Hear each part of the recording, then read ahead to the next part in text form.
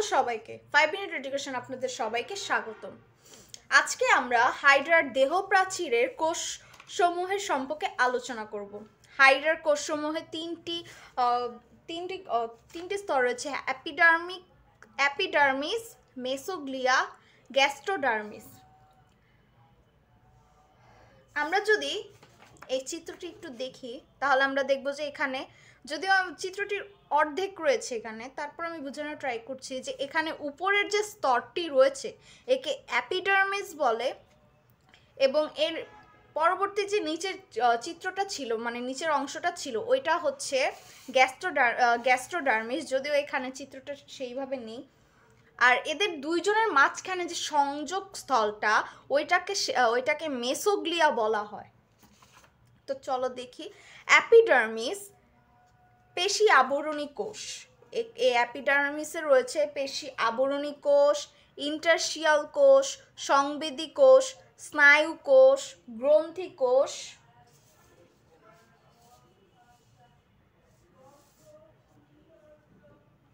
জনন কোষ, নিডোসাইট। এই অ্যাপিডার্মিসে রয়েছে পেশি আবরণী কোষ, ইন্টারশিয়াল কোষ, সংবেদী কোষ, স্নায়ু কোষ, গ্রন্থি কোষ, জনন কোষ ও নিডোসাইট। এই যে আমরা যদি চিত্রটা তো দেখি,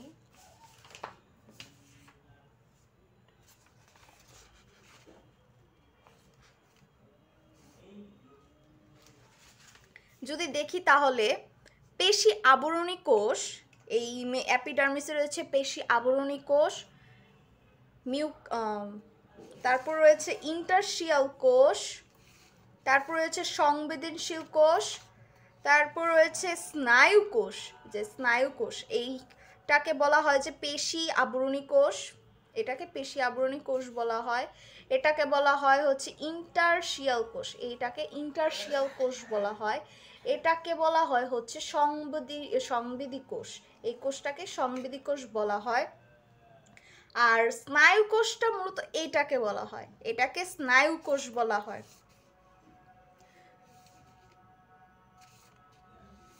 আর নিডোসাইট এই অংশটাকে নিডোসাইট বলা হয়।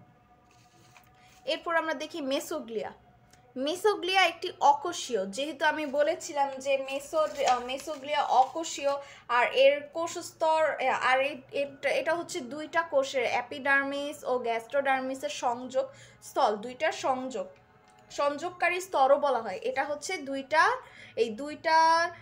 দুইটার সংযোগকারী স্তর বা কোষ বলা হয়। এটি কোষ না, সরি, এটি একটি অকোষীয়, এটা কোনো কোষ না, এটি অকোষীয়। তারপর আমরা গ্যাস্ট্রোডার্মিসে যাই। গ্যাস্ট্রোডার্মিসে রয়েছে পুষ্টি কোষ, গ্রন্থি কোষ, ইন্টারশিয়াল কোষ, সংবেদী কোষ ও স্নায়ু কোষ। আমরা যদি এই চিত্রটা একটু দেখি তাহলে আমরা দেখতে পারবো যে এখানে রয়েছে গ্যাস্ট্রোডার্মিসে রয়েছে পুষ্টি কোষ। এই যে এখানে, যে জানি না চিত্রতে দেখা যায় কিনা ক্যামেরাতে, হ্যাঁ, এটাকে বলা হয় পুষ্টি কোষ। এই অংশটাকে বলা হয় হচ্ছে ইন্টারশিয়াল কোষ, এটাকে বলা হয় নিডোসাইট।